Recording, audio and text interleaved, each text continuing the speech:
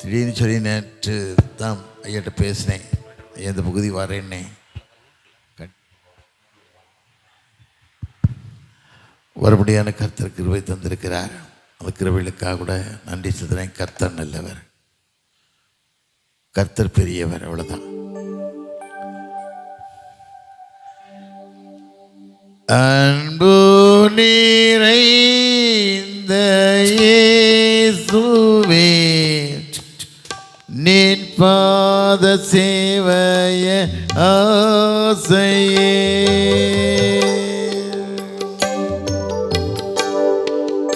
அன்பு நிறைந்த இயேசுவே, நின் பாத சேவைய ஆசையே.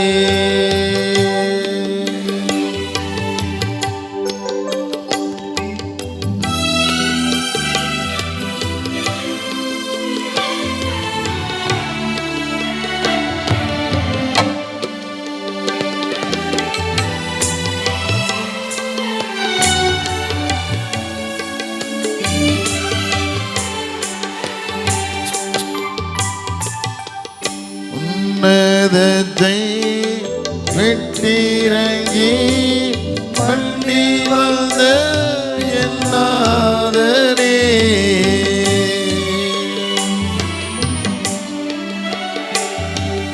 உன்னதத்தை விட்டிறங்கி பண்ணி வந்த எல்லாதனே, நின்னடிமை நின் கிருபை ஒன்று மாத்திரம் என் ஆசையே,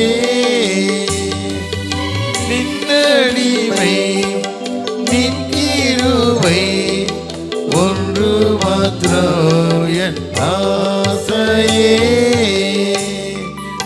அன்பு நிறைந்த இயேசுவே, நின் பாத சேவைய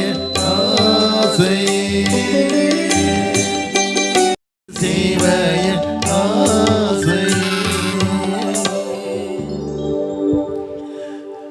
நல்ல தகப்பனே, காலை வேளைக்கான சமூகத்தின் நன்றி ராஜா. எத்தனையோ பேருக்கு அது பாக்கியத்தையும் கிருபையும் வாழ்க்கையை தந்தீங்கப்பா. அது கிருபைகளுக்காக கூட நன்றி சுவாமி. அடையாளை மறைத்து வெளிப்படுங்க. வந்திருக்க மக்களுக்கு ஒரு ஆறுதலான வார்த்தையை தாங்க. நீங்கள் பேசுங்க. இயேசுவின் இனிய நாமத்தில் ஜெயங்கிய நல்ல பிதாவே, ஆமேன் ஆமேன். ஆண்டவராகிய இயேசு கிறிஸ்துவினுடைய நிதான நாமத்தில் உங்களை வாழ்த்துறேன், வரவேற்கிறேன். எத்தனையோ பேர்கள் அது பாக்கியத்தையும் கிருபையும் ஆண்டவர்களுக்கு தந்திருக்கிறார். அந்த கிருபைகளுக்காக கூட கடவுளுக்கு நன்றி செலுத்துகிறான். அருமையாக சொன்னபடி கடந்த 3 வருஷம் நான் திருநெல்வேலியில் லேசுக்கிட்டே பணி புரிஞ்சு ரொம்ப மனபாரம்தான். ஏன்னா உண்மை இல்லை, மக்கள்கிட்ட உண்மை இல்லை, கரஸ்பாண்டாக வரணும் உண்மை இல்லை, கமிட்டி வர மக்கள்கிட்ட உண்மை இல்லை. துட்டு தான் சம்பாதிக்கணும், துட்டு தான் வாழ்க்கை அப்படின்னு சொல்லி மனுஷன் வாழ்கிறான். அது வாழ்க்கை இல்லை. ஒரு வாழ்க்கை, அது ஒரு வாழ்க்கை கடவுளுக்கு பிரியமான வாழ்க்கை, கடவுள் பிரயோஜனமான வாழ்க்கை, ஆண்டவர் தேடக்கூடிய வாழ்க்கை, ஒரு வைராக்கியமான வாழ்க்கை மனுஷன் வாழணும். இதுக்கு தான் மனுஷன் ஒப்பு கொடுக்கணும். இன்றைக்கி திருச்சபையெல்லாம் அப்படி தான் விளங்கிக்கிட்டு இருக்குது. திருச்சபையெல்லாம் நிறைய திருச்சபைகளுக்கு உண்மைகள் இல்லாமல் வாழ்ந்துக்கிட்டு ஏதோ ஆண்டவர் மனுஷன் ரத்தத்தை சிந்தினார், நாங்கள் சந்தா கொடுக்குறோம், கோயிலுக்கு வரோம், கம்பெனியை வாங்கிடுறோம், எங்களுக்கும் பரலோக வச்சுருக்குன்னு சொல்லி தப்பான எண்ணம் வாழ்ந்துக்கிட்டு இருக்காங்க. வேதத்தில் வாசிக்கம் இல்லை.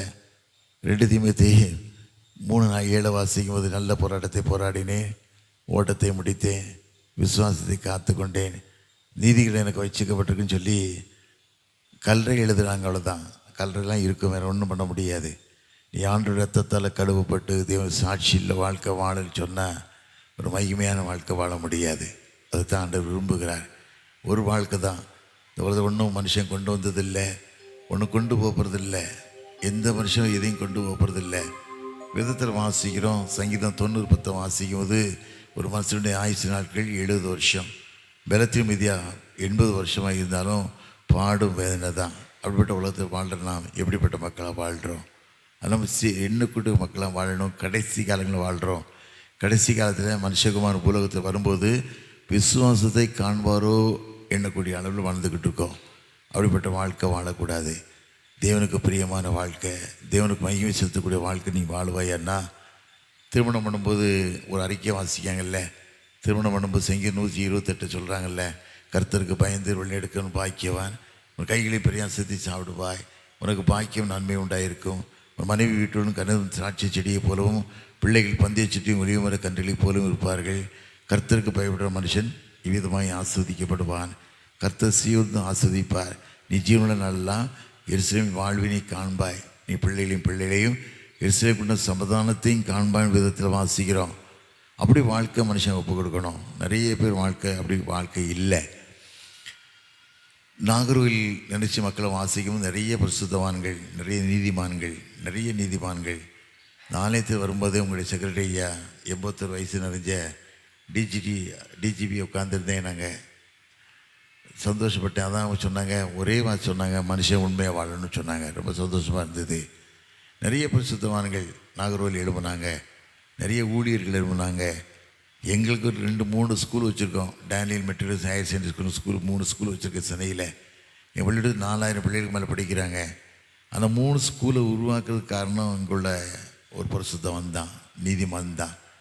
விவி பால்ராஜ்னு சொல்லி செங்கரையில் தென்காசியில் சென்னையில் கேசி செங்கநாடா ஹையர் செகண்டரி ஸ்கூலில் ஹெட்மாஸ்டராக இருந்து ஸ்டேட் அவார்டு சென்ட்ரல் அவார்டு வாங்கின பெரிய நீதிமான். அப்படி ஒரு நீதிமான் பார்க்க முடியாது. அப்படிப்பட்ட நீதிமான், உண்மையான வாழ்க்கை, ஒரு பரிசுத்தமான வாழ்க்கை. வேதத்தில் வாசிக்கம் இல்லை. 2 ராஜாக்கள் 4:9 வாசித்து பார்த்தீங்கன்னா சுனமியால் சொல்லுவா, தான் புருஷனை பார்த்து சொல்லுவா. என்ன சொல்லுவா? எலிசா தீர்க்கதரிசியை பற்றி சாட்சி சொல்லுவா. இவர் பரிசுத்தவான் என்று காணுகிறேன், இப்போலாம் வீட்டில் தங்கட்டும், நாற்காலியை போடுவோம், குத்துல வைப்போம், ஒரு மேலறையை கட்டுவோம், கட்டில் போடுவோம்னு சொல்லுவா. பரிசுத்தமானு சொல்லுவா. காரணம் கேட்டால் அப்படிப்பட்ட பரிசுத்தமான வாழ்க்கை இந்த நீதிமான் சொன்ன விவிஎஸ் பால்ராஜ் சார் நினைக்கும் போது அதான் எனக்கு சந்தோஷம். இன்னைக்கு இல்லை, கிறிஸ்துக்களை மறித்து கடவுளோட வாழ்ந்துக்கிட்டு இருக்காங்க. பிள்ளைகள்லாம் சந்தோஷமாக நல்லா இருக்காங்க. வேதத்தில் வாசிக்கும் போது சங்கீதம் 37:25 வாசி பார்த்தீங்கன்னா, நான் இளைஞனாக இருந்தேன், முதுகுலூர் நானே, நீதிமான் கைவிடப்பட்டதையும் சந்ததி அப்பத்துக்கு இறந்ததையும் காணவில்லைன்னு சொல்லி விதத்தில் வாசிக்கிறோம். நீதிமான் சந்ததி ஒரு நாளும் குறையாது. கடவுளுக்கு நீ வாழ்வாயானா, ஒரு சாட்சியுள்ள வாழ்க்கை வாழ்வாயானா, மகிமை செலுத்தின வாழ்க்கையை வாழ்வாயானா, கர்த்தர் ஒரு நாளும் உன்னை கைவிடவே மாட்டார். குடும்பங்களை கைவிட மாட்டார், பிள்ளைகளை கைவிட மாட்டார். ஆபிரகாம் தேவன் உண்மை உள்ள தேவன். அப்படிப்பட்ட வாழ்க்கைக்கு நம்ம ஒப்பு கொடுக்கணும். கடவுளுக்கு பிரியமான வாழ்க்கை வாழணும், சாட்சியுள்ள வாழ்க்கை வாழணும், மகிமை செலுத்த வாழ்க்கையை வாழணும். நான் 1968 வருஷம் சென்னைக்கு வந்தேன். 67 வருஷம் ஆச்சு. சென்னைக்கு வந்து 67 வருஷம் ஆச்சு. வரும்போது ஒன்றுமே இல்லை. காலில் கூட போட செருப்பு கிடையாது, சட்டை கிடையாது, ஒன்றும் கிடையாது. ஒன்றுமே இல்லாமல் ரொம்ப கஷ்டத்தோட வேதனையோட ரொம்ப கஷ்டத்தோடு வாழ்ந்தேன். வந்தோம். நாங்கள் 4 பிரதேஷ் சகோதரர்கள் ஒருமித்து வாசம் பண்ணுகிறது எத்தனை இன்பம் சந்தோஷம் விதத்தில் வாசிக்கிறோம். சங்கீதம் 133 வாசிக்கும் போது அவ்வளோ சந்தோஷமாக 4 பிரதேஷ் நாங்கள் வாழ்ந்தோம். ஒன்றுமே இல்லாமல் வாழ்ந்தோம். ஒரு அடி நிலம் கூட கிடையாது.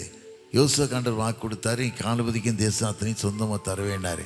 அதுபடி வாக்கு கொடுத்தாரு. வாக்கு கொடுத்தது மாத்திரமல்ல, யாக்கோபு தன் தகப்பன் தாய் விட்டு போகும்போது ரெபேக்காள் தன் புருஷனாகிய ஈசாக்கிட்ட சொல்லுவா, இஸ்மேல் சந்ததியாலயம் என் குடும்பத்தில் ரொம்ப கஷ்டப்படுறேன், என் மகன் இஸ்மேல் சந்ததியில் பெண்ணு கட்டினதுனால நான் ரொம்ப கஷ்டப்பட்டுக்கிட்டு இருக்கேன், எனக்கு இப்படிப்பட்ட வாய்ப்பு வந்துடக்கூடாது, இந்த மகனுக்கு வந்துடக்கூடாதுன்னு சொல்லி தன் புருஷனை சொல்லி பெத்துவேல் தேசத்துக்கு அனுப்புகிறார். தம்மில் லாபான் வீட்டுக்கு அனுப்புகிறாங்க.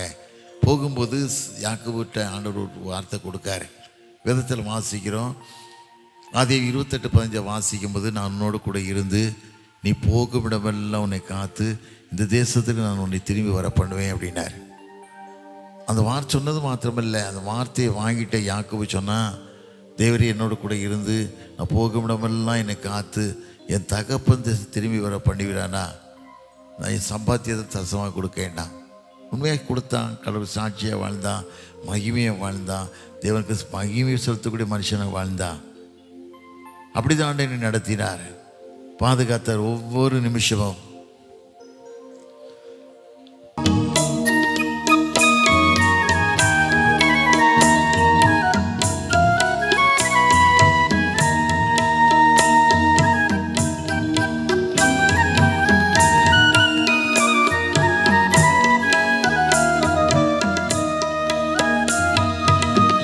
பார்க்கலாம் 1000 மடங்கு.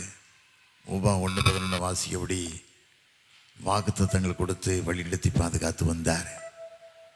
ஒரு வாழ்க்கை தான், அது ஒரு வாழ்க்கை கடவுள் புரோஜனமான வாழ்க்கை, உண்மையான வாழ்க்கை, சாட்சி உள்ள வாழ்க்கை வாழணும். ஒரு பாரம்தான், ஒரு தரிசனம்தான். சபை எப்படி போகுது அதை பற்றி நம்ம இல்லை, ஆனால் பாரம். ஜெபிக்கணும். மக்கள்கிட்ட உண்மையான மக்கள் வாழணும், ஊழியர்கள் உண்மையாக வாழணும். ஒரு பாரமுள்ள வாழ்க்கை வேணும், தரிசனமான வாழ்க்கை வேணும், வைராக்கியமான வாழ்க்கை வேணும். தானியேல் 3 வாசி பார்த்தீங்கன்னா, அந்த பாபிலோன் தேச ராஜா தூராங்க சமவெளியில் 6 முழ அகலம் 60 முழ உயரத்தில் சிலையை உருவாக்குறான். உருவாக்கிட்டு என்ன ஒரு காரியம் போடுறான்னா, கெட்டியக்காரன் மேலக்காரன் உலகும்போது எல்லாரும் தாழ விழுந்து வணங்கணும், அதை என் ஆசை நினச்சி செய்கிறான். எல்லாரும் தனங்களை வணங்குறாங்க, எல்லாரும் வணங்குறாங்க. ஆனாங்க அடிமையாக கொண்டு போகட்டு 3 மனுஷர் அங்கே இருந்தாங்க. சாத்ராக், ஆபேத்நேகோ 3 மனுஷன் இருந்தாங்க. அங்கே வணங்கவே இல்லை. எல்லாரும் பார்த்தாங்க, இவன் அடிமையாக வந்து அகதி வணங்காமல் இருக்கான்னு சொல்லி ஆத்திரப்பட்டு ராஜாட்ட போய் சொல்கிறாங்க. ராஜா கூப்பிட்டு சொல்கிறான், ஏன் வணங்கலையாடான்னு கேட்கான். வணங்கலை சொல்கிறான், உண்மையாக தான் சொல்கிறான், வணங்கலை. ஐயா, என் தெய்வம் உண்மையுள்ளவர், அவர் ஜீவிக்கிற இன்றைக்கு ஜீவித்து வாழ்ந்துக்கிட்டு இருக்காரு. ராஜா எவ்வளவோ சொல்லி பார்க்கான், முடியாதுன்ட்டான். ஒரே சொல்லிட்டான், என் தேவனை தப்பு வைப்பார். வேதத்தில் வாசிக்கமில்ல, தானியேல் 3:15 வாசிக்கும் போது, என் தேவனை தப்பு வைப்பார், தப்பிக்காவிட்டாலும் நிறுத்து சிலையை வணங்க போகிறதுன்னு சொல்லிட்டான். எவ்வளோ வைராக்கியம் பாருங்கள். ஒரு காரியம் ராஜாவுக்கு பயங்கரமான டென்ஷன் வருது, கோபம் வருது, இதெல்லாமல் படி பார்க்க முடியலை. அவனோட மக்கள் ஒரு அக்கிரிச்சுகளை உருவாக்கி 7 மடங்கு சூடாக்கி நிறைய இராணுவத்தில் பல சாலைகள்லாம் கொண்டு வந்து தூக்கி கொண்டு போட சொல்கிறான். தூக்கிட்டு போனவங்களும் செத்து போகிறாங்க. இந்த 3 பேர் மாத்திரம் விடுதலையாக வாழ்கிறாங்க. காரணம் கேட்ட ஒரு வாஞ்ச, ஒரு வைராக்கியனை தலைப்பே சீடு ராகுங்கள் தான் தலைப்பு. வைராக்கியம். 2 ராஜாக்கள் 5 வாசி பார்த்தீங்கன்னா, சீரியா தேசத்தில் போய் இஸ்ரேல் படைகள் படையெடுத்து, சீரியா நாட்டு இராணுவம் போய் இஸ்ரேல் தேசத்தை படையெடுத்து கொண்டு வராங்க. பெண்ணை, ஒரு சில்ல பிள்ளைய. அவன் அந்த நாகமான் வீட்டில் வேலை செஞ்சுக்கிட்டு இருக்கா. எஜமான் குஷ்ரோகியாக இருக்கான். இவன் பார்க்கா தான் எஜமாட்ட சொல்கிறா, என் எஜமா இஸ்ரேல் தேசத்துக்கு போவாரண்ணா, அங்கே ஒரு தீர்க்கதரிசி இருக்காரு, அவர் மூலம் சுகம் பெறுவார் அப்படின்னு சொல்லி சொல்கிற. இந்த வார்த்தையை கேட்ட உடனே புருஷன்ட்டு சொல்கிறா. புருஷன் ராஜா சொல்கிறான். ராஜா உடனே நான் இஸ்ரேல் ராஜாவுக்கு ஒரு லெட்ரு தரேன், கூட்டிகிட்டு போன்னு சொல்கிறான். லெட்டரை கொண்டு கொடுத்துட்டு தான் சுகமடையணும்னு சொல்லி காத்துக்கிட்டு இருக்கான். உடனே இஸ்ரேல் ராஜா அந்த லெட்டரை படிச்சுட்டு, ஒரு குஷ்ரோயை யாரிடா சுகம் பண்ண முடியும், சுகமாக்க முடியுமா, என் கூட சண்டைக்கு வரதான் ஆயத்தம் பண்ணுறான்னு சொல்லி சட்டையெல்லாம் கிழிச்சிக்கிறான். போகும்போது அவன் 10 தாலந்து வெள்ளி, 8000 சேக்கல் தங்கம் எல்லாத்தையும் கொண்டு போகிறான். அப்படி இந்த கிழிச்சிக்கிட்ட செய்தியை இஸ்ரேல் தேசத்துக்கு தீர்க்கதரிசி சொல்கிறார்ல, எலிசா என்ன சொன்னார், அவனுங்க அனுப்பு, இஸ்ரவேல் தேவன் ஒருத்தர் உண்டு என்பதை அறிந்து கொள்ளட்டும்னு சொல்கிறான். இஸ்ரவேல் தீர்க்கதரிசி ஒருத்தர் உண்டு என்பதை அறிந்து கொள்ளட்டும் சொல்லி வைராக்கியமான வாழ்க்கை சொல்கிறான். வார்த்தை கேட்ட உடனே ஒன்றுமே சொல்லலை. யோர்தானில் போய் 7 தடவை முழுகிடான்னா, ஒரே வார்த்தை, யோர்தானில் போய் 7 தடவை முழுகுன்னா. அவன் என்ன சொன்னான், என் நாட்டில் இருக்க 6 தருபா நதியோட பெரிய நதியா, நான் வந்தால் சில இடத்துல பார்வை அடிப்பாங்க, இலையை வச்சு அடிப்பாங்க, சில பேர் பள்ளிவாசல் கூப்பிட்டு போவாங்க பிள்ளைகளை ஊதுறதுக்காக. மெய்யான தெய்வம் நிறைய மக்கள் மறந்துடுறாங்க. உடனே அவன் சொல்கிறான், அவன் வேலைக்கார கையிலாக கொடுக்குன்னு சொல்கிறான். ஐயா, அவன் ஒரு பெரிய காரியம் செஞ்சிருப்பல்ல, ஒரு சாதாரண காரியம் சொல்கிறான், யோதனை முழுகத்தானே சொல்கிறான், முழுகி பாருங்க. முழுகின உடனே மாம்சம் சிறுபிளை மாம்சத்தை போல மாறியது. சிறுபிளை மாம்சத்தில் மாறின உடனே அந்த காசெல்லாம் கொண்டு போகிறான். அவன் எடுக்கவே இல்லை, அவன் பார்க்கவும் இல்லை, போன்ட்டான். காரணம் கேட்டால் பண ஆசை இல்லை. இன்னைக்கு பண ஆசையில் மனுஷன் என்னெல்லாமோ தப்பு பண்ணுறான். ஒரு அப்பாயின்மெண்ட்டுக்கு 70 லட்சம் வாங்குறான், 40 லட்சம் வாங்குறான், ஓட்டுக்கு எவ்வளவோ காசு கொடுக்கான். ஜெயிக்கணுங்கிறதுக்காக தான், அதிகாரம் பண்ணணுங்கிறதுக்கு தான் மனுஷன் வாழ்ந்துக்கிட்டு இருக்கான். ஒன்றுமே செய்யலை. வெளியே போயிட்டான், அவ்வளோதான். காரியம் அதுதான். இன்றைக்கி மனுஷன் தவறான வாழ்க்கைக்கு வாழ்கிறான். இந்த வார்த்தையை அவன்கிட்ட இருக்க வேலைக்காரன் பார்த்துக்கிட்டு இருக்கான். எஜமான் பைத்தியக்காரன், அவன்கிட்ட காசு வாங்க போயிட்டான்றான்னு சொல்லி காசு வாங்க பின்னால் ஓடுறான். வாங்கிட்டு ரதத்தில் போய்கிட்டு இருக்கான். நாகமான் போய்கிட்டு இருக்கான். இவன் ஓடி வர கேயாசி ஓடுறதை பார்த்து ரதத்தை நிறுத்தி கீழே குதித்து பின்னிட்டு பார்க்கு என்னப்பான்னு கேட்கான். இப்போ நான் ஒரு தீர்க்கதரிசி வந்தாங்கன்னு சொல்லி போய் சொல்கிறான். ஒரு தாளந்து வெள்ளி கேட்டாருங்க, எஜமான் கேட்டாருங்க. ஒரு தாளந்து பொண்ணு கேட்டாருங்க. கொடுத்து வாங்கிட்டு போய் தன் வீட்டில் வச்சுட்டு போய் என் முன்னுக்கு வைக்கான். நாகவன் கேட்கான், கேயாசி எலிசா கேட்குறாரு, கியாசி எங்கேருந்துடா வரட்டு கேட்காரு. எங்கேயும் போகலன்னு போய் சொல்கிறான். உடனே ஒரு மாதிரி சொல்கிறார், ஒலியோ தோப்புகளையும் தாட்சத்தோடு வாங்குவது காலமா? நாகமாக குஷ்ரோகம் உன்னையும் உன் சந்ததியும் தொடர்ந்து பிடிக்குங்க. குஷ்ரோகம் மாறிட்டான், அவ்வளோதான். வேறு வழியே இல்லை. இன்றைக்கி பயமில்லாத வாழ்க்கை, மனுஷன் பயப்பில்லாத வாழ்க்கை. துட்டை சாப்பிட்றதுக்கு பயப்படுறதே இல்லை, அடுத்த துட்டை சாப்பிட்றதுக்கு பயமில்லாத வாழ்க்கை. வேதத்தில் வாசிக்கம் இல்லை. நீதிமொழிகள் 28:20 வாசிக்கும் போது, உண்மையுள்ள மனுஷன் பரிபூரண ஆசீர்வாதத்தை பெறுவான், ஐஸ்வர்யனாக தீவிக்கிறோம், ஆக்கணைக்கு தப்பான். பணத்தை தேடி ஓடாத. ஒரு பாரம்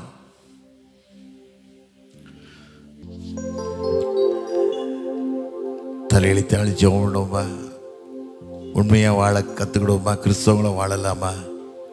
எத்தனை மிஷனரிகள் தியாகமாக வந்து வீட்டை இழந்து, மனைவி இழந்து, ஆசாவாசங்கள் இழந்து, சுகதுக்கங்கள் இழந்து, கோதுமை போல பூமியில் விதைக்கப்பட்டாங்க. அதில் மனசு நினச்சி பார்ப்போம். வேதத்தில் வாசிக்கும் இல்லை.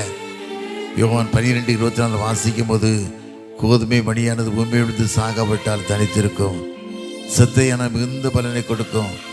கோதுமை மணி போல எத்தனை மிஷினில் தங்களை தியாகமாக போய் கொடுத்தாங்க. ஐயா, அது நினைக்கக்கூடிய மக்களாய் வாழுவோம்.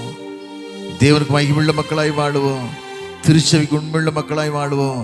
ஆண்டவரை தேடக்கூடிய மக்களாய் வாழுவோம். கடைசி காலத்தில் வந்துக்கிட்டு இருக்கோம். ஆண்டவர் வரப்போகிறார், சீக்கிரம் வரப்போகிறார். வேதத்தில் வாசிக்கிறோம். மத்தேயு 19:25 வாசிக்கும் போது, கணக்கு கேட்கக்கூடிய எஜமான ஆண்டவர் வரப்போகிறார். கணக்கு கேட்க எஜமான ஆண்டவர் வரப்போகிறார். இந்த வருகைக்கு நம்ம ஆயத்தப்பட்ட மக்களாய் ஆண்டவரின் கரைங்களோடு கூட ராஜான்னு கேட்கலாமா? இவ்வளோ ராஜான்னு கேட்கலாமா? சரீரத்தை திருவித நோயோடு வந்திருக்கலாம், பிரச்சனையோடு வந்திருக்கலாம், குடும்ப சூழ்நிலை, பலவிதமான வேதனைகள், காரியத்தில் வந்து இன்று உன் ஆண்டவனை பார்க்கிறார், உன் கண்ணீரை பார்க்கிறார். ஒரு பரிதிமை கூட தாவீது ராஜாவே, இயேசு ராஜாவே என்னை இறங்குன்னு சொன்னான். அவர் கேட்டாரு, நான் உனக்கு என்ன செய்ய வேண்டும் என்று இருக்கிறான் கேட்கும்போது, ஆண்டவரே நான் பார்வையிட வேண்டும் சொல்லி கதறினானே. அந்த காட்சியை பார்த்து வேதனை நீங்கி சுகமாயிரு சொன்ன தெய்வம் இன்றைக்கு உன் வேதனை நீங்கி சுகப்படுத்தி அனுப்ப போகிறா. சரியாக எத்தனை விதமான பாடுகளோ வந்திருக்கலாம், மன போராட்டம், மன கஷ்டம், குடும்ப சூழ்நிலை, எத்தனை வித காரியத்தை வந்திருக்கு. ஆண்டவனை பார்க்கிறார். நல்ல தகப்பனே, கால வேளைக்கு சமூகத்தின் நன்றி ராஜா. உங்களுடைய பிள்ளைகளப்பா விசேஷத்தை கரங்கொண்டு தொடுங்க.